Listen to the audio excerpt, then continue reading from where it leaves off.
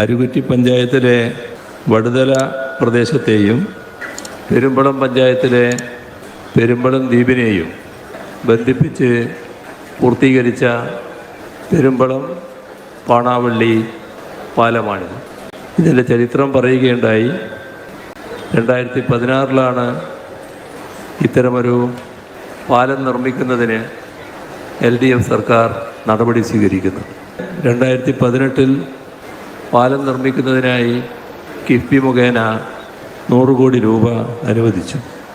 35 metre നീളമുള്ള 27 സ്പാനുകളാണ് ഈ പാലത്തിനുള്ളത്. സുഗമമായി ജലഗതാഗതം നടക്കണം. ആ ജലഗതാഗതത്തിന് തടസ്സം വരാതെ 55 മീറ്റർ നീളമുള്ള 3 ബൗ സ്ട്രിങ് ആർച്ച് സ്പാനുകളും എല്ലാം കൂടി ചേർത്താൽ 1.5 കിലോമീറ്ററോളം നീളത്തിലാണ് ഈ പാലം ഇതിൻ്റെ നിർമ്മാണം പൂർത്തീകരിച്ചിരിക്കുന്നത്.